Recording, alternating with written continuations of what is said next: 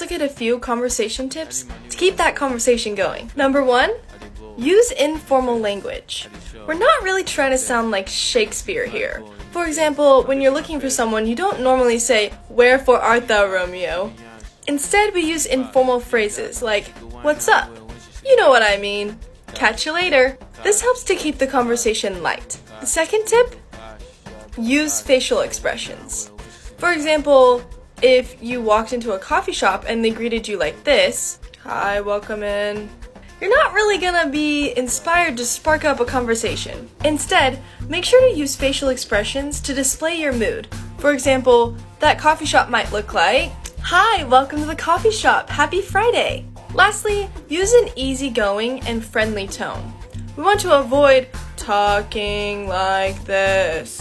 You're gonna want to exit that conversation pretty fast, so keep in mind your tone when you're talking. So let's review.